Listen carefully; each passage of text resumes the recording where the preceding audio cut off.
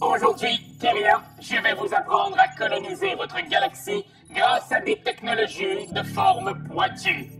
On va vous apprendre à jouer à New Frontiers.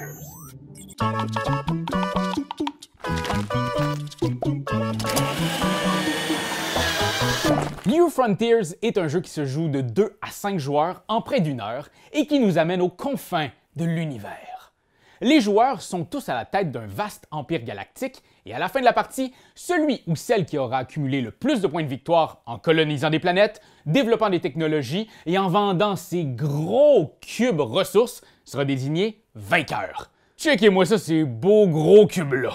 Pour cette explication, je vais placer le plateau pour une première partie. Après quelques joutes de New Frontiers, vous pourrez vous lancer dans les règles avancées où vous pouvez agencer au hasard sur quelle face seront posées les technologies pour rajouter de l'inattendu. Mais pour l'instant, je vais vous expliquer la base. Transfert données mise en place. Pour commencer la mise en place, mettez les plateaux développement au centre de la table. Placez toutes les tuiles développement mineures, ces petites tuiles pointues, en vous assurant que la face visible est celle avec un petit carré blanc. À 2 joueurs, ne mettez qu'une seule tuile de chaque. À 3-4 joueurs, mettez 2 exemplaires de chaque tuile. À 5 joueurs, mettez les 3 exemplaires de chaque tuile, un par-dessus l'autre. Sur l'autre plateau, vous mettrez les 8 tuiles développement majeures, ces grandes tuiles, et assurez-vous que leur côté visible montre ce petit carré blanc. Terrien, en manipulant ces tuiles, soyez prudent. Leurs formes les rendent non seulement extrêmement aérodynamiques, elles sont aussi assez pointues pour blesser. Ouch! Sécurité d'abord. Placez les 7 tuiles action entre les 2 plateaux.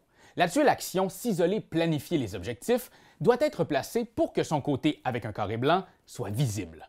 Formez une réserve commune de jetons points de victoire au centre de la table selon le nombre de joueurs. Pour ma partie à 5 joueurs, j'en mettrai donc 60. Mélangez toutes les tuiles monde et mettez-les toutes dans le grand sac cosmique. Chaque joueur reçoit 3 crédits, ces petites tuiles qui représentent l'argent du jeu, sauf le dernier joueur qui en reçoit 4. Dans une partie à 4 ou à 5 joueurs, l'avant-dernier joueur reçoit lui aussi 4 crédits. Chaque joueur reçoit un plateau individuel au hasard qui représente sa planète de départ. Pour une première partie, placez-le sur son côté blanc. Placez un pion colon sur l'espace colon de votre planète de départ et si votre planète est entourée d'un halo coloré, vous pouvez placer une ressource de cette couleur immédiatement sur votre monde. Voyez ce petit cercle qui représente ma planète? Il est entouré de brun. J'ajoute donc une ressource brune dessus. Chaque joueur choisit une couleur de disque. On les remue et on les place au hasard sur cette piste. Le joueur avec le disque le plus à gauche sera le premier joueur. Procédure partie. Explication du tour activée. Lors de votre tour, vous devez activer l'une des 7 actions représentées par ces tuiles. Pour l'activer, vous la descendez légèrement comme ça. La twist, c'est que tout le monde va pouvoir faire l'action que vous avez choisie. Mais le joueur qui a choisi l'action va se mériter un petit bonus supplémentaire. Par exemple, si je choisis l'action « Développer », je peux choisir une tuile technologie et l'ajouter à mon plateau. Et comme c'est moi qui l'ai activé, je peux l'acheter à rabais. Cool! Mais après ça, tout le monde dans l'ordre du tour va pouvoir acheter une tuile sans le bonus. Tout le monde fait ça, puis on passe au deuxième joueur. Il doit choisir une autre action, donc une tuile qui n'a pas été préalablement descendue. Il profite de l'action choisie en premier, bénéficiant de son bonus, puis tous les autres profitent de l'action sans le bonus, etc., etc., etc. On procède ainsi jusqu'à ce que tout le monde ait choisi une action différente, puis la manche se termine. Si l'action produire n'a pas été choisie lors de cette manche, on ajoute un crédit dessus. On replace toutes les tuiles actions sur la même ligne et on débute une nouvelle manche. Je vais vous expliquer rapidement, humble primate, comment fonctionne chaque action. S'isoler. L'action s'isoler n'est pas vraiment une action, c'est juste un bonus. 2 crédits pour la personne qui sélectionne la tuile et rien. Rien pour les autres joueurs. Développer. Développer permet d'acheter une tuile développement contre des crédits. Ce gros chiffre dans un losange beige représente le prix de la tuile. Notez que le bonus du joueur qui sélectionne cette action est un rabais de 1 crédit pour l'achat. Alors cette tuile pionnier autonome ne me coûterait que 2 crédits plutôt que 3. Ces petits chiffres dans les hexagones blancs représentent le nombre de points de victoire que vous rapportera cette tuile en fin de partie. Vous pouvez aussi aller chercher un développement majeur de la même façon. Ces technologies sont juste plus fortes et prennent plus de place. Chaque technologie achetée doit être placée sur votre plateau personnel. Vous pouvez les mettre où vous voulez, mais vous ne pouvez rien mettre dans les espaces rouges avant que les 10 autres espaces ne soient occupés. Notez aussi que tout ce qui se trouve en bas de chaque tuile résume le pouvoir de cette technologie. Par exemple, ici, grâce à cette tuile, je gagne un pion colon chaque fois que l'action colonisée est choisie. Donc, ces pictogrammes et les mots dans le bandeau beige expliquent et décrivent le même pouvoir. Le symbole en noir ici représente l'action au cours de laquelle votre pouvoir va s'activer. Explorer.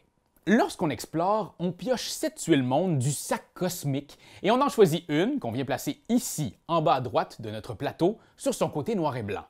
Le bonus du joueur qui choisit cette action est qu'une fois que tout le monde a choisi sa tuile, il peut choisir une deuxième à conserver. C'est super important de distinguer autour de votre plateau quel monde a été exploré, sur son côté pâle, et quel monde a été colonisé, sur son côté coloré. Faites comme moi et placez les explorés à droite et les colonisés à gauche. Notez aussi que vous avez une limite de 9 planètes dans votre empire. Coloniser.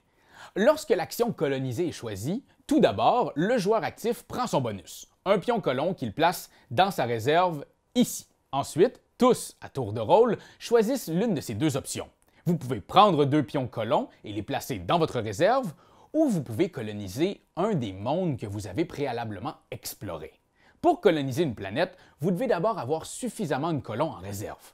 Bon, par exemple, pour coloniser cette cache rebelle, un seul colon suffit. Mais ce n'est pas tout.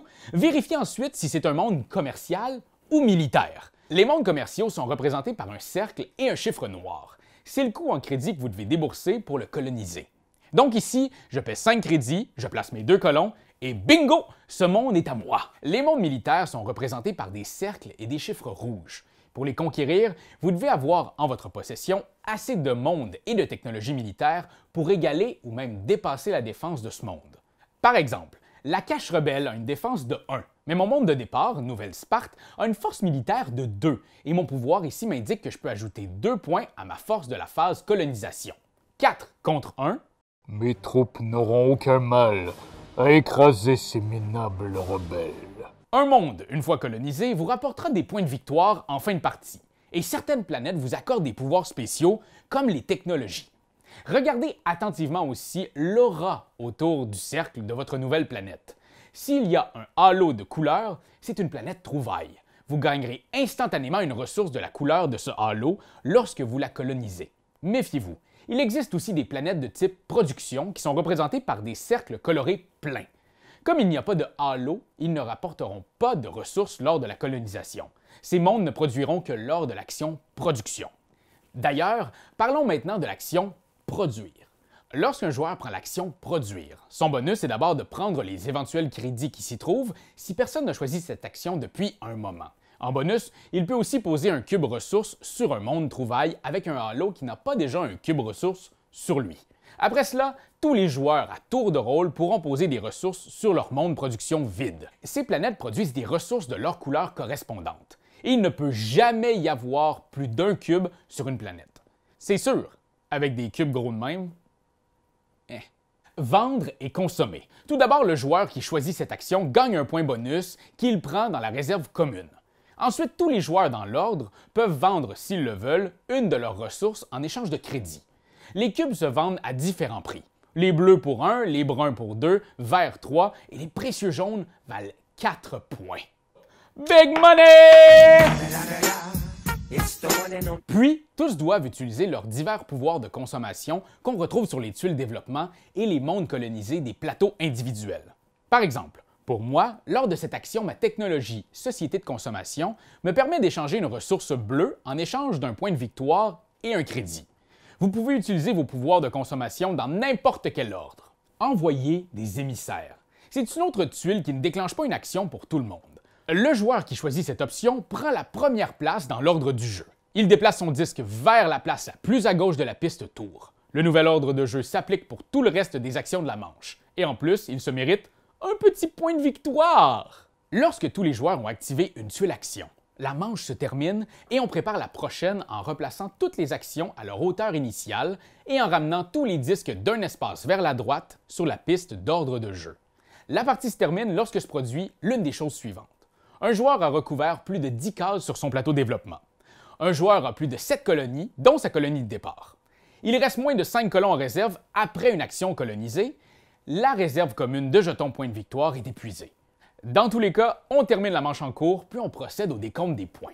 On compte les jetons points de victoire gagnés en cours de partie, la valeur en points de développement et colonies de votre empire, et, si vous jouez avec les règles avancées, les bonus accordés pour chaque objectif en jeu. Le joueur avec le plus de points gagne. Il ou elle gagne. Bravo! Voilà Terrien. Je vous ai partagé notre savoir, et j'espère que vous utiliserez tout ce que je vous ai enseigné pour faire le bien. Utilisez ces technologies avec sagesse. Tellement de pouvoir. Terrien, attention, rappelez-vous le danger que ces tuiles représentent. Tellement pointu. Non, je savais que vous n'étiez pas prêt à garder le secret de la technologie pointue. Il est trop tard. Bien trop tard.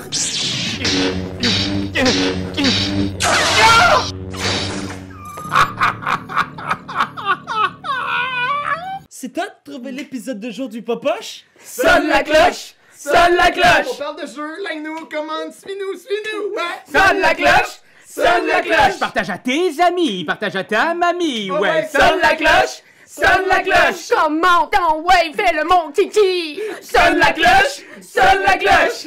Sonne la cloche comme quand Jésus a sonné à la porte pour aller souper chez Zachée!